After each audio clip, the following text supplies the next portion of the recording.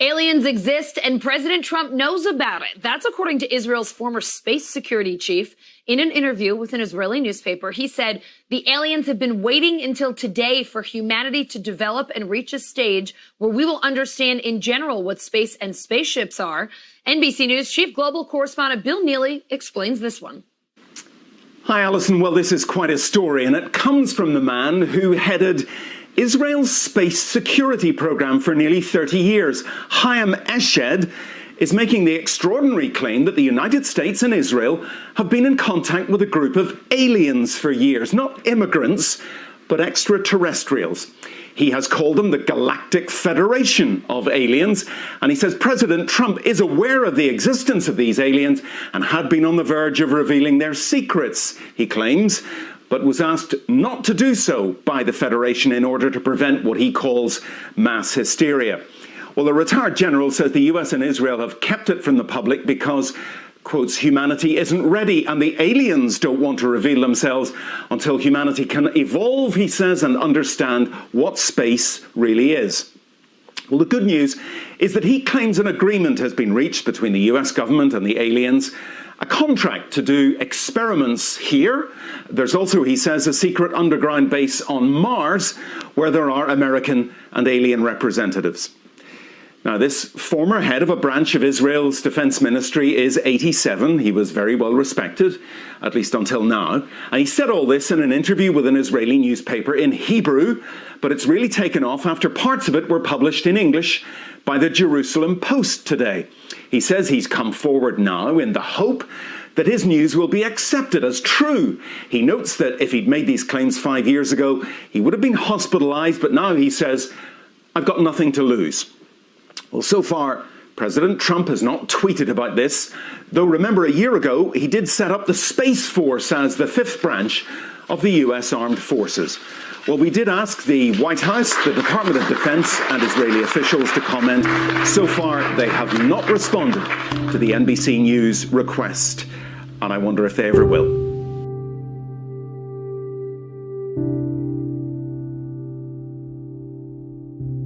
And the doors were open. Naturally, I was curious, and, I just happened to look in.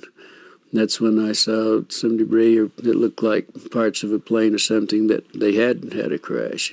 Because I've seen them do this a lot of times, bring in pieces and the old ambulances in. Can you describe the debris?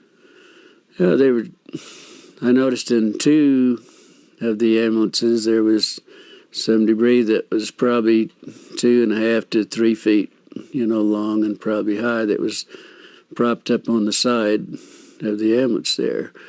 They were kind of in the shape of maybe like a half a canoe. They were like the front part of a canoe.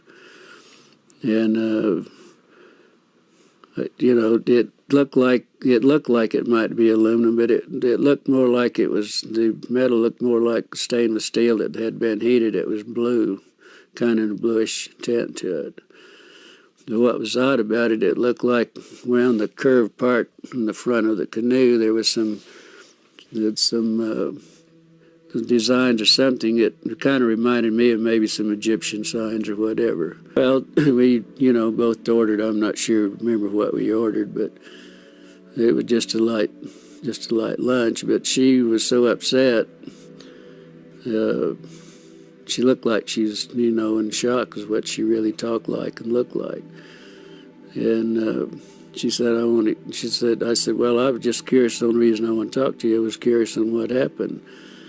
And she said, well, you won't believe it. And she says, I don't believe it either. But she said, I got in a lot of trouble on this thing. I'm not real sure about this. But she said, then she pulled out of a little purse or little pocketbook, whatever she had there. She gave me a little diagram that she had drawn some figures of some arms and face and so on. She told me that this is what was in those, that it was a crash. It wasn't an airplane, but they didn't know what it was at that time. These were bodies. Yeah, but she said we have 3 bodies. That there was 3 bodies. She said 2 of them were very mutilated. One looked like it might have walked out, or that it, might have lived a little while. and she explained they were like 3.5 feet to 4 feet tall. The two of the bodies were you couldn't identify much because they were practically destroyed, and it looked like maybe that they might have been a predatory animal or something might have been doing some damage on the bodies too. How did she describe their head, their hands? Well, she said the head, and the little drawings that I had, the way she explained it and the way she drew it, that the heads were somewhat larger than a human heads. The hands were long, no thumbs. It was just the long, very delicate fingers at the end of on the underside at the tip of each fingers was a pad-like, maybe a little pad, but it looked like the skin had maybe little suction, like the little suction cups on those. On the no fingernails on the hands. The head, the lips were just a long, narrow, more or less, not full lips like we would have in most of our people, but very fine lined, very fine lips. There was no teeth. That was the inside of the mouth. It was kind of like a real gums, or maybe it was. She said, explained it. It was almost as hard as if it was rawhide, maybe, at that.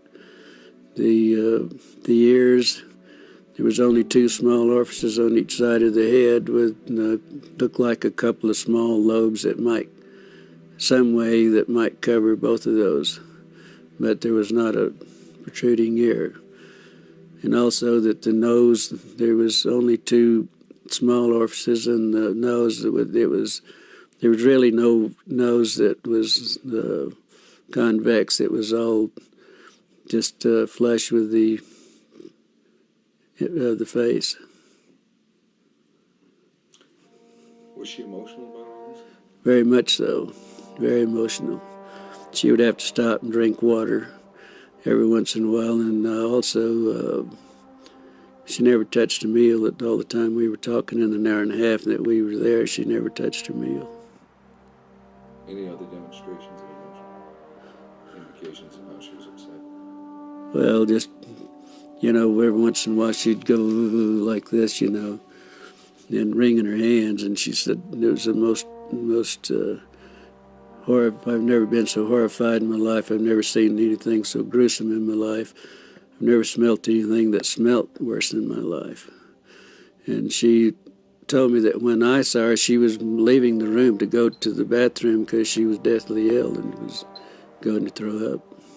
Well, yeah, we'd visited a while, and then I had to get back to the funeral home, go back to work, but then I never did see her after that.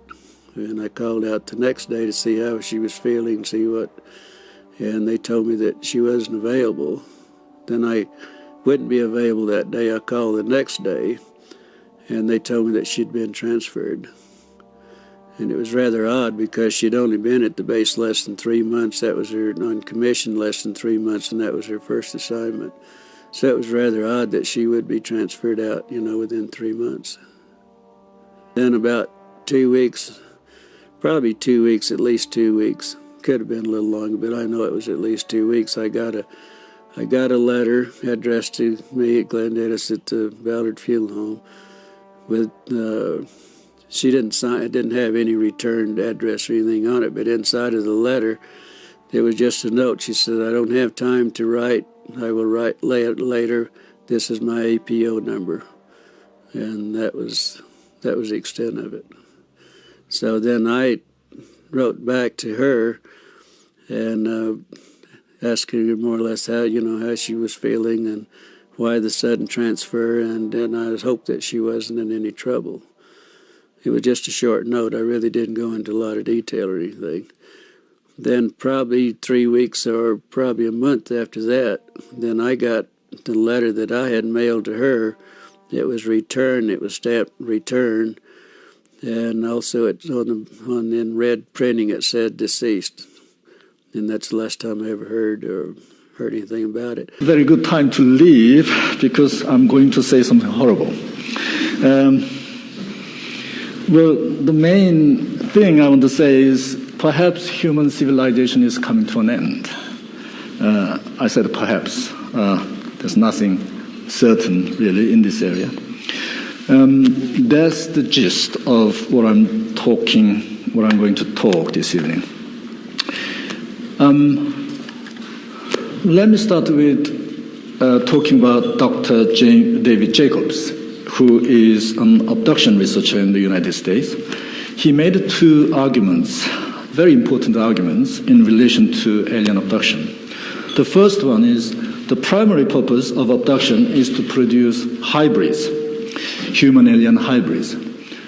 And the second one is the primary purpose of this hybrid project is to colonize the Earth. He bases the second argument on two observations. The first one is the mass production of the second generation hybrids.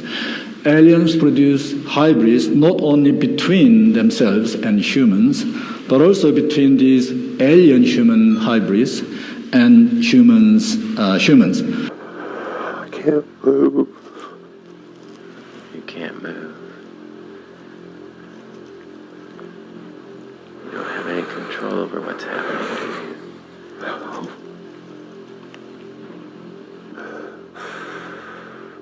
What do you see happening now? They took her. He took her. Under separate hypnosis, Dan's wife, Joyce, recalled the same sequence of events. They both say little beings marched them outside. Together, the family was floated onto a spaceship. I never wanted it to happen to my children. I didn't realize until later that it had. But when they took her, I couldn't do anything. Heather, now 22 and married, remembers a series of abductions beginning in childhood, when she was forced to play telepathic games with the aliens. How do you play the game? If I pick up that one, he'll let me go.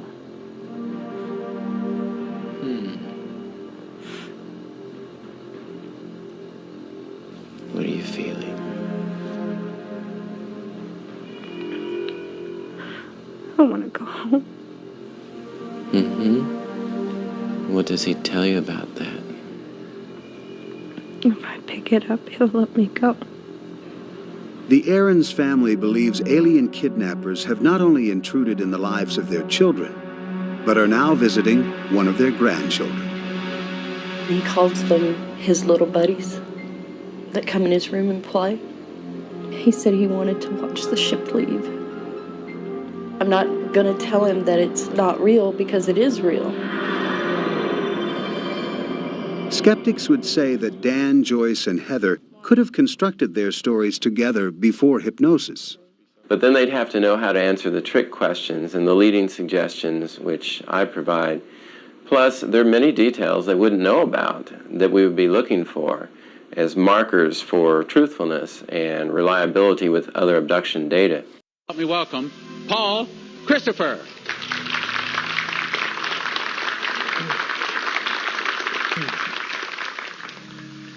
There are three primary movements involved in a satanic strategy with the sole purpose of implementing a divine plan to bring about a one-world order and a new world religion, simultaneously ushering in the emergence of an Aquarian Age Christ.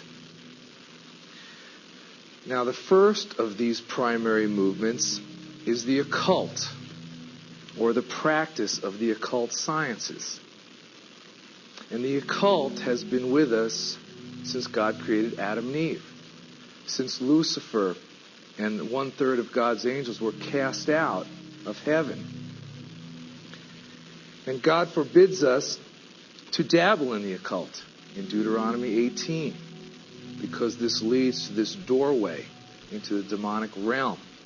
So, now as a direct result of this occult revival, and also this contact with these supposed ETs, over the past 50 years, a new religious movement has emerged, known as the New Age movement. And an integral part of this New Age movement is the undertaking of this spiritual assignment, known as the divine plan. The spiritual reorganization of the planet. That's what they're attempting to do. Now, as we can see, in all likelihood, this extraterrestrial appearance is a costume. It's a smokescreen. But thousands of people are being deceived. Now, as Christians, we can recognize this smokescreen because the Bible tells us. Beware of the wiles of the devil. Satan can disguise himself as an angel of light. And his demons can be ministers of righteousness. We know that. But a lot of people are being deceived. They're being deceived because they've been conditioned to think that these craft and these entities are benevolent or extraterrestrial. And in fact, over the years, through the contacts, they claim they will save the planet when these cataclysmic changes will come upon the earth. Many feel they will be rescued and taken to another planet. But lately, they appear to be waiting for something, for some moment in time. And we saw Whitley Strieber's book Communion hit the markets. And Strieber claimed that he was abducted by these alien creatures and bizarre things happened to him.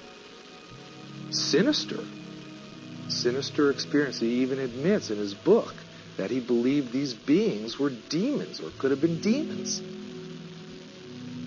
He also admitted that before writing this book, he delved into the occult. He studied Buddhism, mysticism, witchcraft. So he was set up for this thing to take place in his life because he was already involved in occult activities. But after this book came out, and this actually renewed the public's interest in the UFO phenomenon at this time.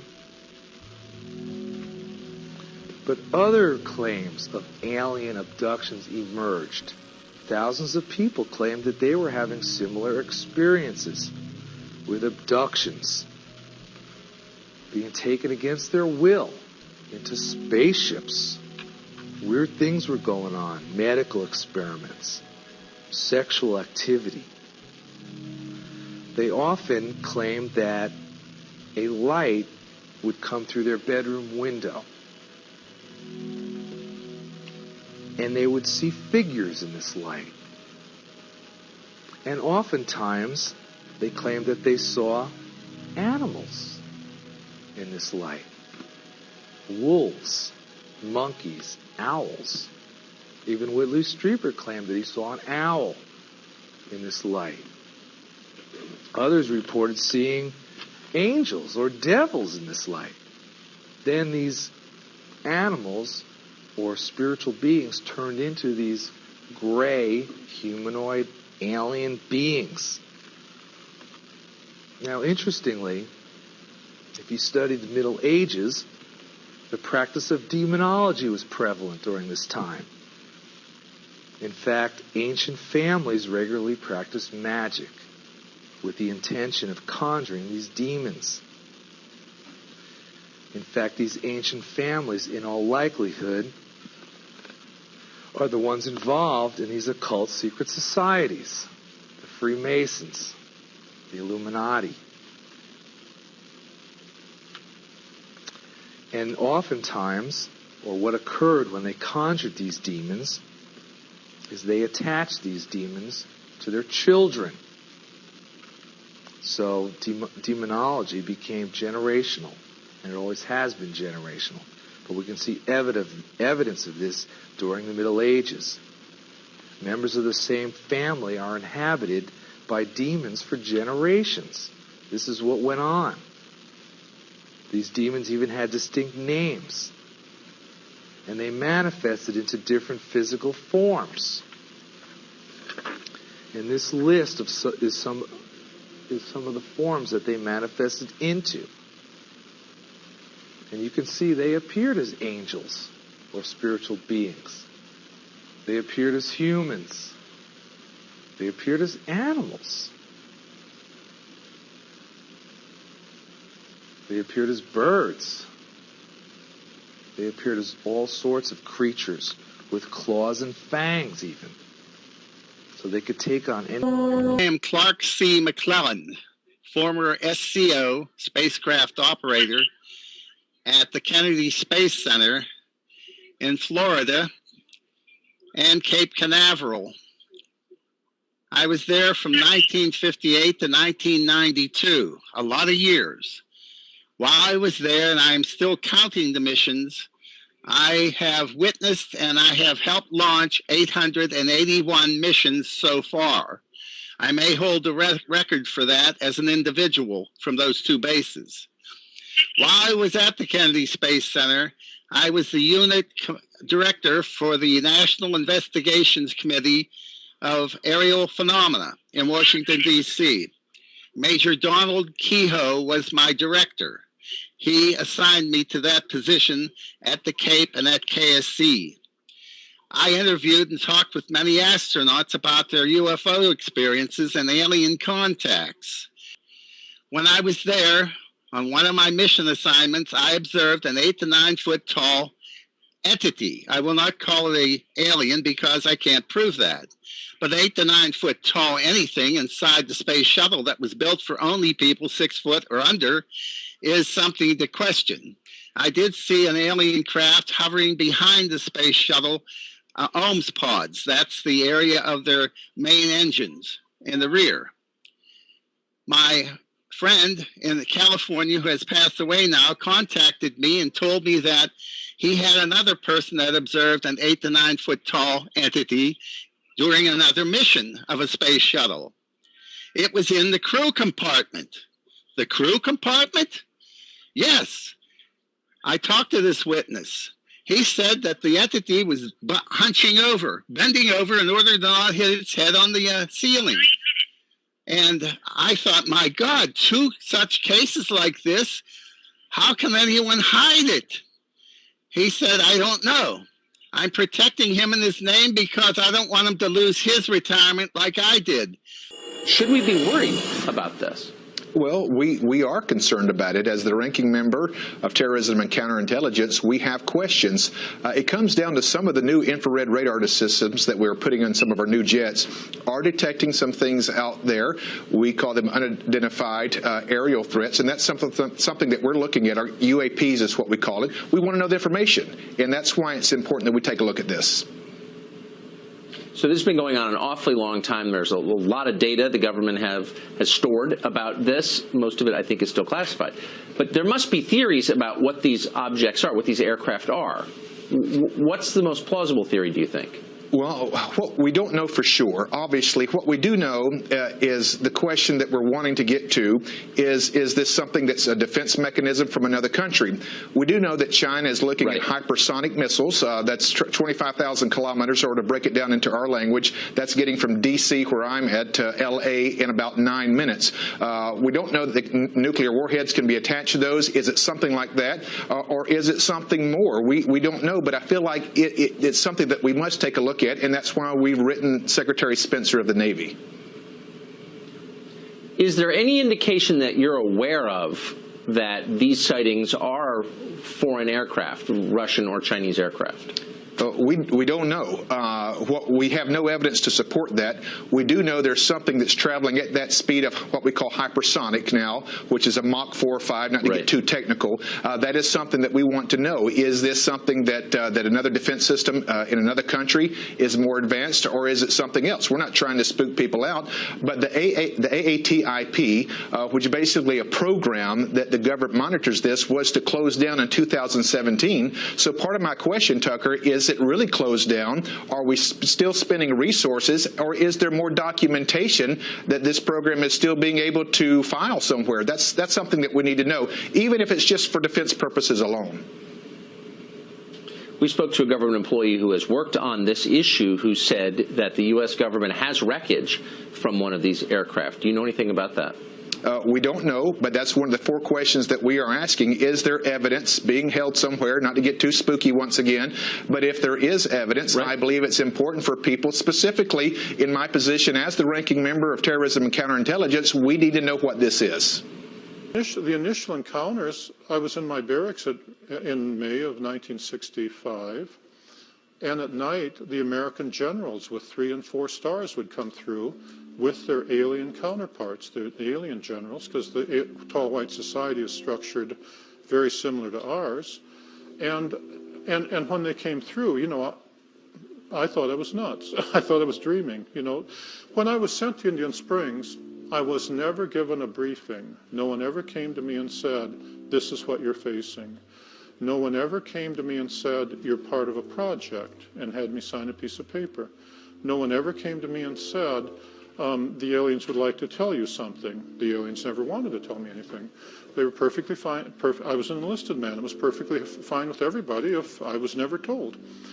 Everything I knew, I had to figure out for myself, and by reasoning and by observing and so on.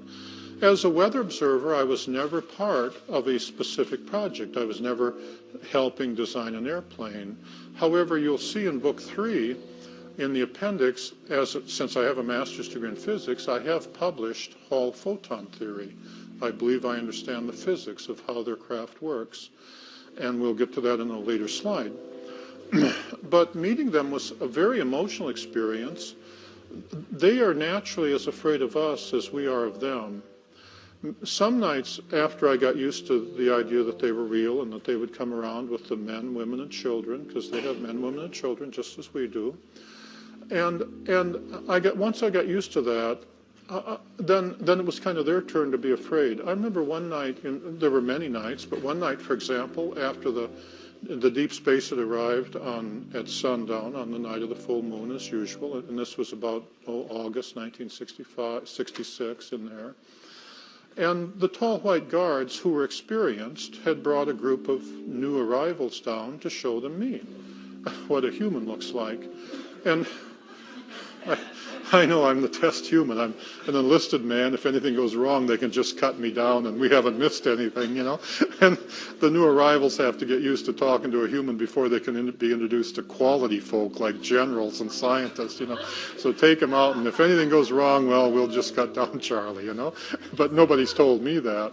But I remember it was almost comical because some of them were so afraid of me that they wouldn't come within a quarter mile. They were out in the desert, you know, like, you know, did you see the gorilla? You know, yeah, I saw the gorilla. I'm just out there trying to do my job, right? You know, they have a very dry sense of humor.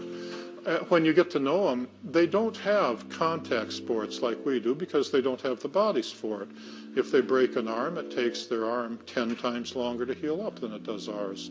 If they scratch themselves, it takes their scratch 10 times longer to heal up than it does you and I. One day I was out there in the morning and I scratched myself, and I was young, and in the most perfectly ordinary fashion, I put on some alcohol and forgot about it. And the next day when they came, the scratch had already healed up. And one of the new arrivals, who was braver than the other, was talking to the guard, and they noted that my scratch had already healed up and asked if all humans were that way. It seemed to be one of the few things that humans did that they found envious. See him, like, draw a small gray. Small gray. Yeah. Are these the aliens that you've seen? That is not gray. No, but Which ones did you see? yeah, these right here, the small grays. They have a little slippery mouth. How do they breathe? They have nostrils, but they don't. Do they breathe oxygen? Yes, they can breathe oxygen. The atmosphere on their planet is very similar, but it's a binary star system, so they have like 2 suns, which make the air a lot drier. Their skin is their bones are more fragile than ours. But they kind of. So I can fucking. They kind of look like that. They don't want to fuck. What's their body look like? The one, was a female. She actually draw the other one. This is the gray. Draw all 3 of them. Do the girls have? Because I want to know which one I want. The reptile ones look which one I'd fuck. And then there's another one, which is actually a clone. Like these things created a clone, which looks something similar, but it has a large. They cloned? They have large, pointy noses, but they pretty much. And you said they live among us, huh? There was another incident called the. What was it? Hangar number 4 incident. Squidward. Okay. The hangar number 4. And these right here are the tall whites, and they're actually a clone created by the small grays. Are they They're like Jewish? servants. What's the angry? What's the angry ones look like? The reptile ones that you were talking about. Fucking bad. The ones that we're gonna be fighting. Yeah, they have smaller Yeah, we eyes. actually saw those in Battle LA. They had small Put eyes in their and and they cut open their stomachs and found They got out weapons? They didn't have a heart, just a core. They have weapons. They're kind of like an onion. Do they have weapons? They have layers. But it's okay. She's a veterinarian. Are they evil? Are the alien ones or not? They look like reptiles, not friendly. Yeah, I mean, yeah. This is a very bad drawing, but It's This is pretty good to me. This is dudes on Land and Lost, right? Just eat somebody. How tall are those motherfuckers right there? These guys right here, Yeah. and they're all humanoids, so they both walk on 2 legs. They all walk on 2 legs. Well, I don't want to fuck that thing. And this thing right here, this thing, and they're gonna like the fucking first one. I'd probably fuck this this. this thing right here is huge. They're actually they're taller than us.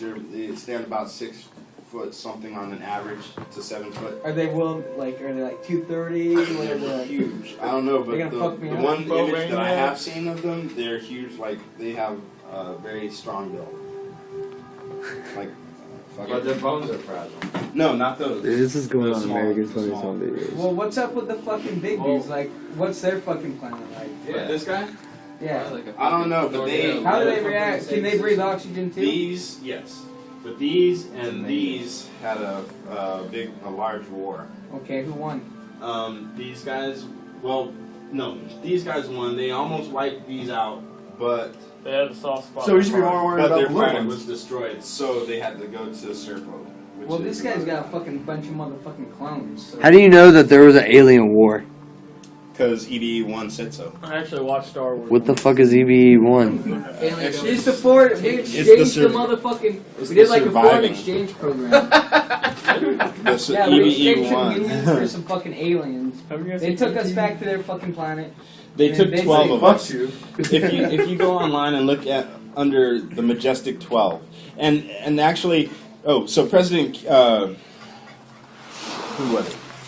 Told Steven Spielberg when that movie was made, in Close Encounters of the Third Kind, the president told Steven Spielberg that he hit the nail on the head, and pretty much with because at the end of the movie you can count them. They send Are these 12 humans motherfuckers in when this asteroid or whatever the fuck's gonna go on here pretty soon? Are these motherfuckers gonna come help us out, or what are they gonna do? Well. Nope, This they're still going to be asteroid's supposed to flying be around a wrecking 2016? spaceship. 2012. 2012, December 21st, 2012. The asteroid, that fucking. The- Okay. Okay, there was Are an those asteroid. motherfuckers gonna come help us out? Maybe Jesus there's- was an alien. You know what? They said that's a very strong possibility. That he wasn't an alien, but he was. Our DNA has been altered 68 times since the caveman days. So, do you believe in? Do you not believe in Jesus? Come help us out. I do. Do you believe he was an alien? You know if I need to send money or if I need to spend my money, what do I do? Do I buy These stocks motherfuckers and can come sell help us out because if not, then I'll fucking blow all my money and shit and have a good fucking time. Okay, well, the thing that they're calling an asteroid that's supposed to hit us and destroy us was actually not an asteroid. It's a spaceship. Holy shit, we're done. It is. It was actually a spaceship of the reptilian kind, but it's since then. So we're gonna get invaded. No, that's what they were talking about. It's going to be a raid. But This check is it out. where this all ties into the military. Iron Yeah, we have the Avengers. Yeah. Thank God. No, Hey, where are these motherfuckers at? Because if these motherfuckers are like within a couple years out, these motherfuckers are nowhere to be seen. What the fuck's going on? Well, that's what we're doing. We're forming an alliance with them. We've actually sent 12 of our own to their planet, and they stayed there for 13 years. How did we get our guys to Does their Obama know They're about supposed to be set. I'm pretty sure he knows. I'm pretty sure all the presidents know something about it. I wonder what might lie out there deep in space. Do you want to believe we're not alone, that somewhere in the universe, intelligent life may actually exist? Our next guest says there is life out there. It does exist. Dr. Charles Halls says he spent 2 years working with extraterrestrial beings during his time with the American military. He claims the US military has actually been in contact with alien species for years. And Dr. Charles Hall is here to explain, along with his wife Marie, live from what Bugs Bunny used to call Albuquerque, New Mexico. Now, thank you both for your time. Terrific to have you with us. Firstly, Charles, can you tell us your story of how you managed to come into contact with these beings as you worked with the military? I'm a Vietnam veteran, and I enlisted in the Air Force in July 1964, and I was trained as a weather observer. And I was sent to Nellis Air Force Base, Nevada, outside Las Vegas, Nevada. And for 2.5 years, I was sent up to the gunnery ranges up at Indian Springs, and I was given a clearance to allow me to go anywhere in Dreamland as long as I was alone. I discovered that up there at the north end of Indian Springs Valley, which you can see on the map in the state of Nevada here in America, that there was a base which the U.S. Air Force maintained for a group of extraterrestrials who were tall and white. And I, as the duty weather observer, was allowed to go up there, or they were allowed to come down to where I was. And the interaction took place over more than 2 years. Wow. During those 2 years, I also came across, I also interacted to a lesser extent with the Roswell Greys, and I've also personally talked with the extraterrestrials that I call the Norwegians with 24 teeth, who come here from a very nearby star, perhaps Bernard star. And my experiences, my presentations, my books are unique because I'm the only person that I know of that was allowed to interact with the extraterrestrials, the tall whites, for more than 2 years. So 3 different species of aliens you're talking about there, Charles. Yeah, can you describe what they look like, Yes, that is what they correct. were like? Well, I'll start with the tall whites. They're thinner than we are, and they're very frail. Throughout most of their life, they are the same height as I am, 5'11", but they live 10 times longer than humans. They live 600 or 800 years. Wow. But they don't age the way we do. When they get to be equivalent to a human of about 40 years, that means when they are about 400 years, they start growing again instead of aging as humans. Right. And then they go, and this continues, and so that by the time they get to be 600 or 800 years old, they're very tall, 8.5, 9, or 10 feet tall. But this is not necessarily good because their skeleton grows more than their internal organs. And so there comes a time after 600 or 800 years when their skeleton, their body is tall, but their organs can't support it, at which time they die a natural death because they're just flesh and blood creatures like we are. If they injure themselves, it takes them 10 times longer to heal up than a human. Yeah. So there's a trade-off. Yeah, right. They still look fresh as a daisy when they go, though. They look like Tilda Swinton. Hey, just quickly, you had them there. You were working with the aliens on any particular project, or was the military working with the aliens on a particular project? Was there, I don't know, technology sharing or, botanical cross-fertilization?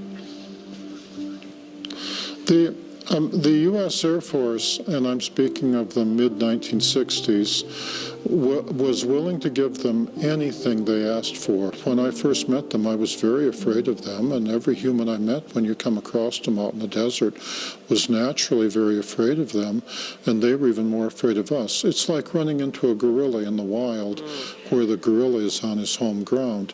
So they had to go through a process of becoming used to being around humans before they could take part in the technology transfer program.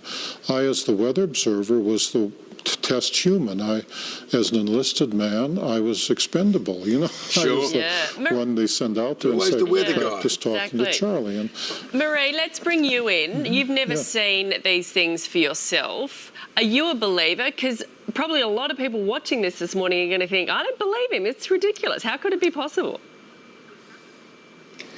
Well, Charles was very intelligent in that he waited until we'd been married a couple of months before he told me about the extraterrestrials coming into his barracks at night. And he said, well, what do you think? And I said, I really don't care. I have never given any thought as to whether they exist or not, and I really don't care. I've known Charles. We've been married over 43 years. He may be a character, but I am his character reference, and I totally believe that this is real. Furthermore, we have had confirmations from people all over the world. We have never had any serious tire kickers, you know, people who say, well... Well, certainly there seems to be a lot of people, around the world who would support your view on this, who seem to have had their own experiences, but probably not quite as intimately as you.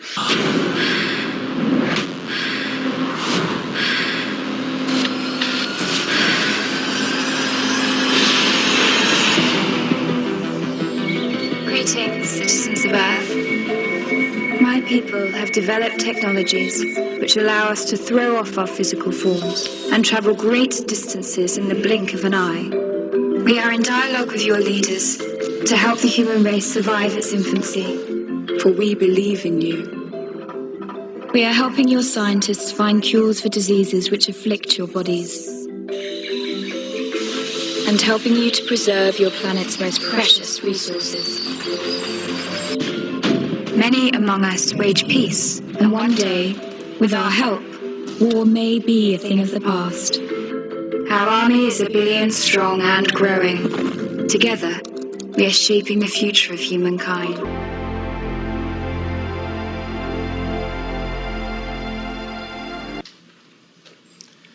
Before we start into this, I must give you a warning. Whenever I share this talk, I share this warning. It's important.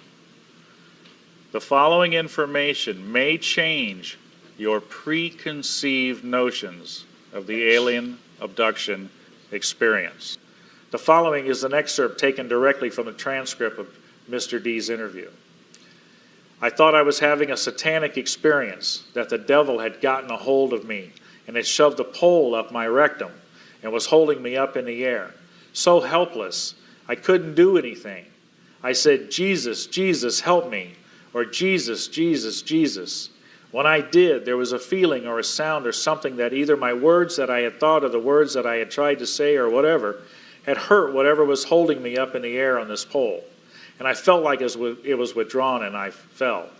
I hit the bed because it was like I was thrown back in the bed. I really can't tell, but when I did, my wife woke up and asked why I was jumping on the bed.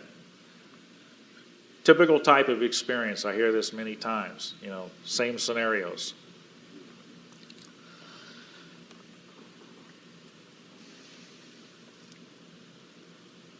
In all the research we had done, we had never heard of a case of anybody stopping an experience. All the researchers, the top researchers, were saying that this could not be done. You couldn't stop an abduction experience. They had no record of it. So here I am with a case where a guy says he called out in the name of Jesus and stopped an experience.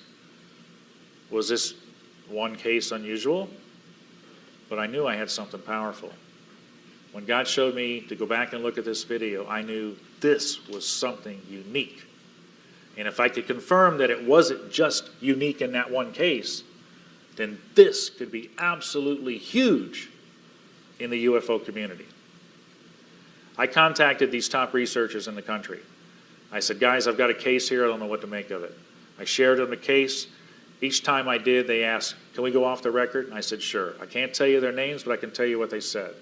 Each one of them said, yes, sir, we've come across cases like this ourselves, where they've been able to stop it using prayer or Jesus' name. I said, excuse me, how come we have never seen this documented? You're telling us otherwise, that it can't be done, it can't be stopped. First answer they usually gave us, we didn't know what to make of it. I would have been fine with that. The second answer is what puzzled me and got me kind of angry. Because it was that one that I want you to hear for sure. They said we couldn't go there because it might affect our credibility in the realm. My name, as I said, was Paul Hellyer. I'm a former Minister of National Defence for Canada. I served in 3 governments during a total of 23 and a half years as a Member of Parliament.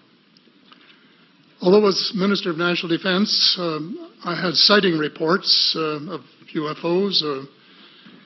I was too busy to be concerned about them at the time because I was trying to unify the Army, Navy and Air Force into a single Canadian Defence Force.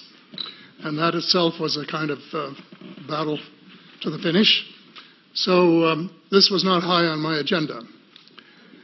But about 10 years ago, I started getting interested due to a young man from Ottawa sending me material on the subject. I told him I was too busy to read it, but he had confidence that someday I would. He sent me a copy of Colonel Corso's book, The Day After Roswell. It took me a while to get around to reading it, but I took it for my summer reading in 2005 and was really impressed with what was contained in it. And what I thought to myself is there are huge issues here, huge issues. And the American people and the people of the world have a right to know what's going on because they're part of it. It's not just an isolated thing.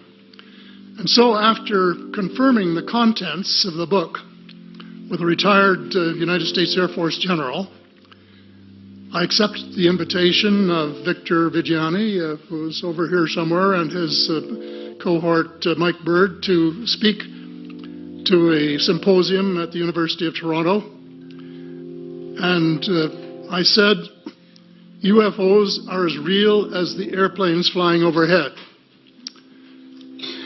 That gave me the dubious distinction of being the first person of cabinet rank in the G8 group of countries to say so unequivocally.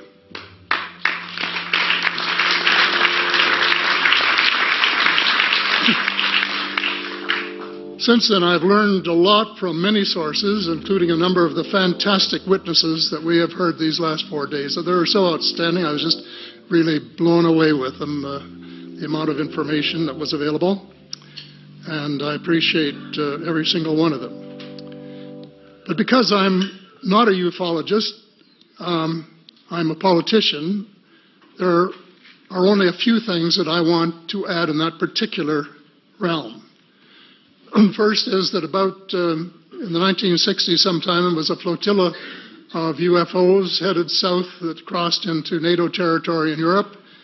And the Commander-in-Chief of the Supreme Allied Headquarters in Europe was naturally very shaken. Fortunately, or maybe divine providence, before the panic button was pushed, the flotilla turned around and headed back north. Obviously, they had thought maybe they were Russian, and they were very concerned about it. Anyway, an investigation was launched into this whole subject, and a document was prepared which concluded that at least 4 species had been visiting Earth for thousands of years. And this is my own view at this stage as well. So, except for that, there are just a couple of things that we've talked about that I'd like to refer to. And one was that we were referring to them as they until this morning when Linda Moulton Howe, I think she was the first one, actually named 3 different species. I have brought my latest book called Light at the End of the Tunnel, A Survival Plan for the Human Species, as an aide-memoir, and I name 5 different species here. I'm aware of more now As a matter of fact, I saw a document just a few days ago that mentioned 20. And I think you, Mr. Chairman, were interested in some of the places they might come from. And I have in here Zeta Reticuli, R-E-T-I-C-U-L-I, Reticuli, the Pleiades, Orion, Andromeda, and the Altair star systems. So I don't think we can any more refer to them as they, because they're not an amorphous mass.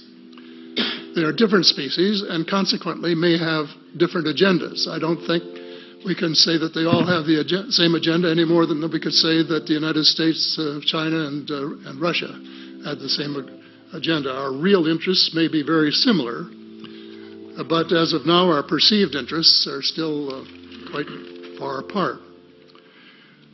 One more observation before I begin what I want to say, and that is that we spent quite a bit of time talking about the 66-year-old cadavers. And I was glad to have Linda this morning finally say that there are live ETs on Earth at this present time. And at least 2 of them probably working with the United States government. Is this manifestation of orbs and craft and other phenomena, other anomalies.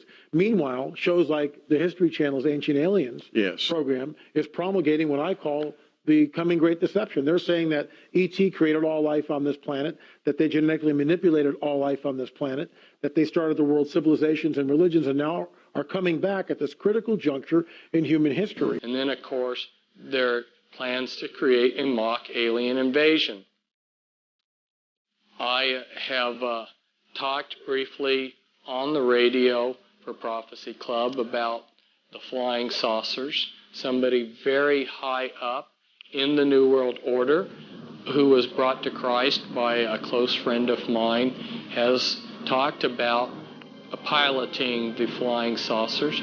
Yes, the United States government has flying saucers.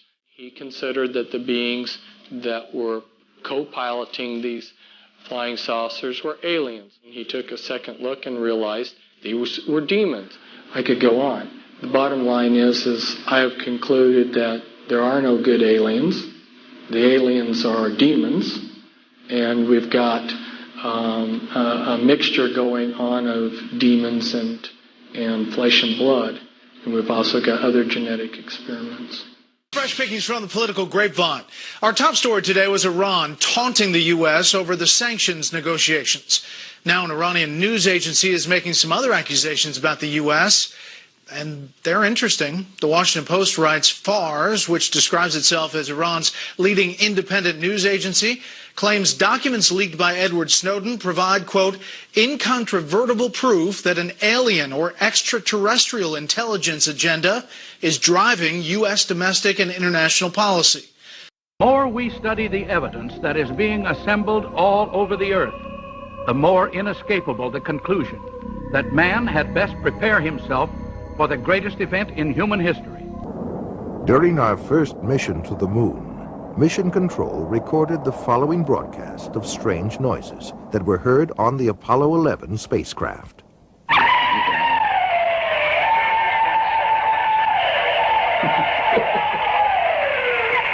This is Apollo Control. Still no explanation.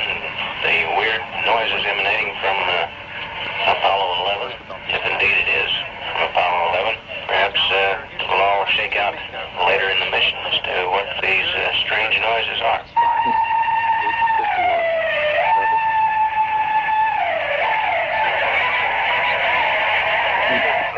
In his book, Secrets of the UFOs, ufologist Don Elkins made the following observation. I have found that some people can achieve the contact phenomenon simply by being hypnotized, and the same general message permeates over 90% of the millions of words received by thousands of people around the world. I believe that it's demonic. I think all of the evidence indicates this. Some people claim that by allowing themselves to be put into an hypnotic trance, they are acting as a channeling device, in which the extraterrestrial being speaks through them. The following is an actual sampling of those messages.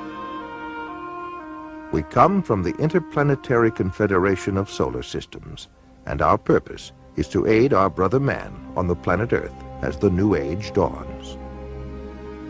The teacher that was known to you as Jesus was able to use many more of the abilities than the people of this planet. Unfortunately, man upon planet Earth has misinterpreted the meaning of this man's life. He was no different from any of you. He was simply able to remember certain principles.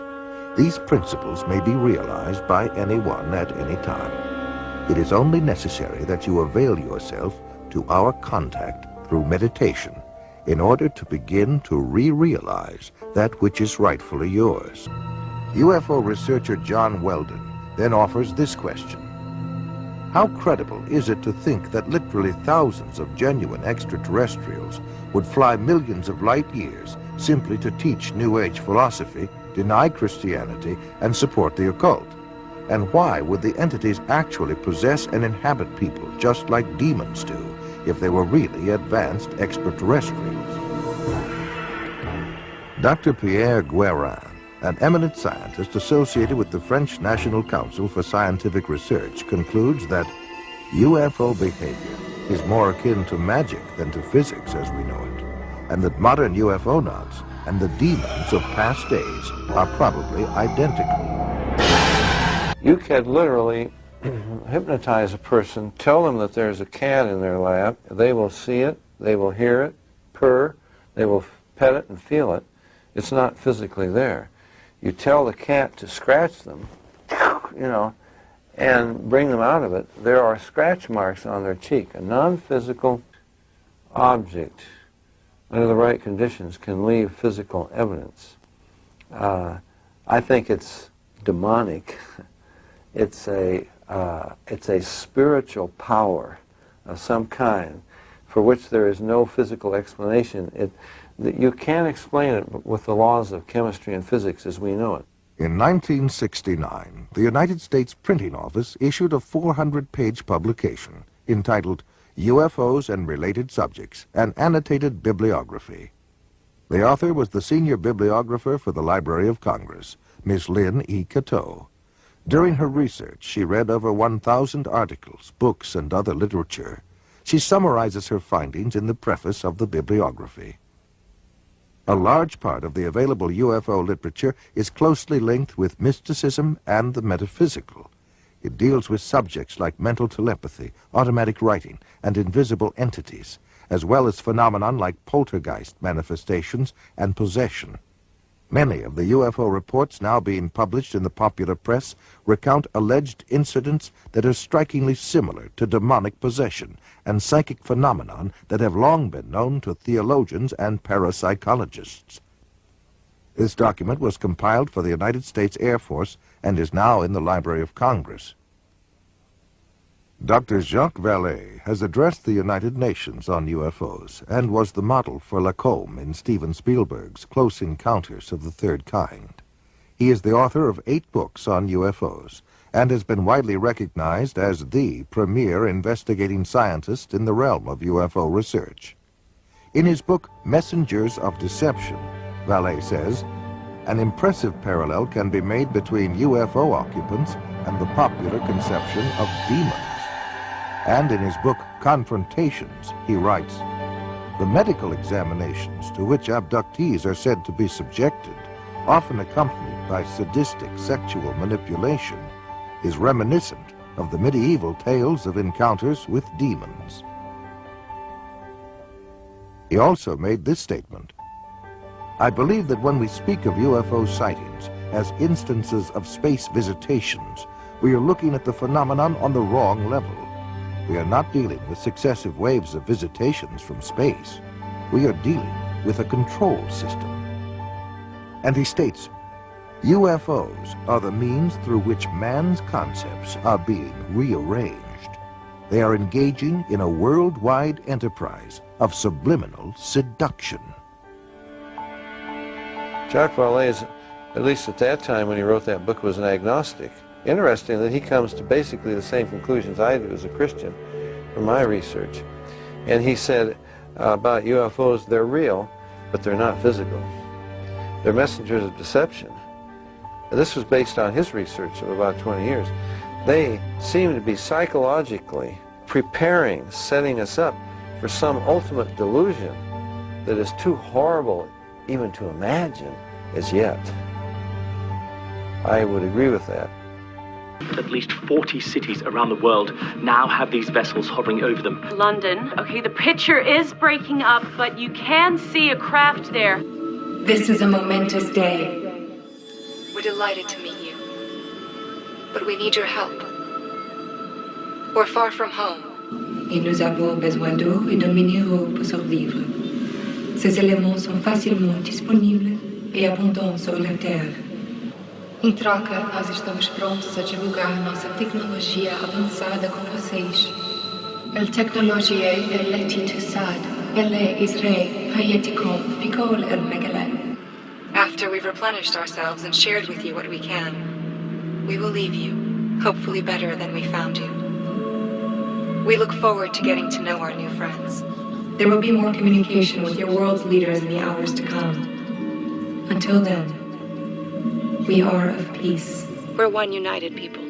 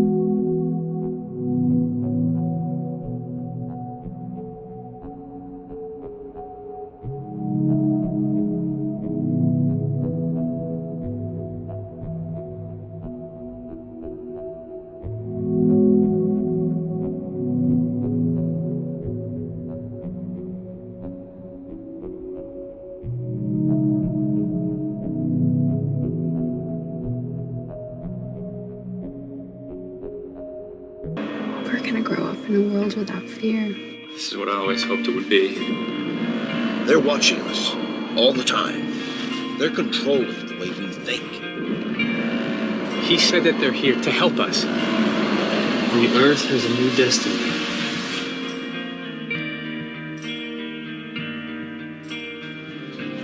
La mayor parte de los habitantes del planeta se declaran creyentes. Esto debería provocar un diálogo entre las religiones.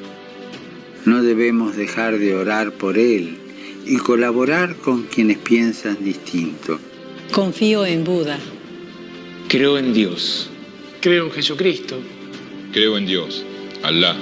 Muchos piensan distinto, sienten distinto, buscan a Dios o encuentran a Dios de diversa manera.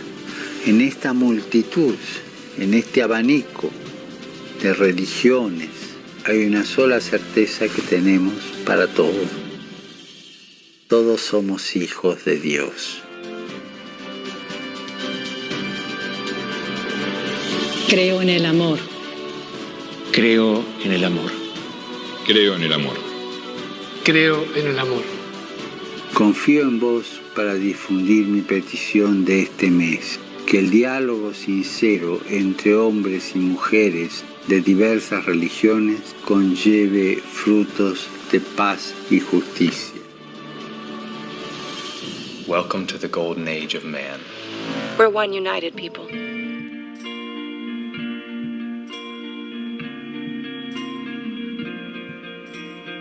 They inspired us to rise from the ashes as one people of one world. The world has seen no armed conflict. Nations have put their petty differences aside United, we rebuilt our families, our cities, and our lives. The fusion of human and alien technology not only enabled us to defy gravity and travel with unimaginable speed, it also made our planet finally safe again. Perhaps we need some outside universal threat. I occasionally think how quickly our differences worldwide would vanish if we were facing an alien threat from outside this world.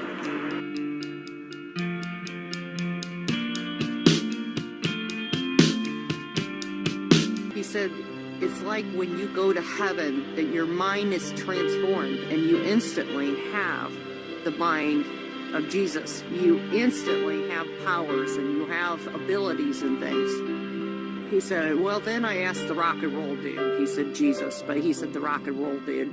He said, then I asked him, what's going to happen, with my mom and my brother and everything. He said he was shown the future.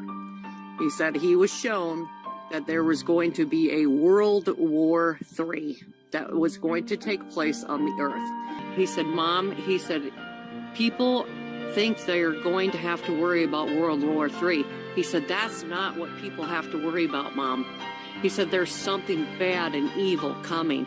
And I said, oh, really? I said, what's that? And he said, it's the war of the demons, the war of the alien demons. That's what he called them. He's called them alien demons. He said that there were these creatures, these demon alien type creatures. And he said they were evil and they were part of Satan's army, and that Satan was going to wage war upon this world and try to destroy everyone here. And he said, World War III is going to be bad. He said, but it's nothing compared to the war that is coming from the alien demonic beings. He said they were going to come to Earth and try to destroy it, and they were going to eat people. This is what he told me. He said they were going to eat people. These demon alien things. And as you know, there are no aliens. They are going to portray themselves as aliens, but they're demons. Documents reveal some pretty strange behavior from a popular Bay Area death metal guitarist just before his house went up in flames. News Channel 8's Victoria Price has this new information for us tonight. She is in our Tampa newsroom. Well, Keith, it turns out that after that fire, investigators sifted through all the damage to find a huge stockpile of weapons. Oh, that's crazy. It was pop, pop, pop, pop, pop. That's how a neighbor described the scene as Pat O'Brien's Northdale home went up in flames last week. O'Brien is the lead guitarist for Cannibal Corpse, a popular Tampa-based death metal band. On December 10th, firefighters showed up to find ammunition exploding inside the home. Meanwhile, investigators say O'Brien broke into a house a few doors down, refused to leave, and told his neighbors the rapture is coming. Court documents show O'Brien also made strange phone calls to his parents earlier that day, telling them, quote, the aliens have landed.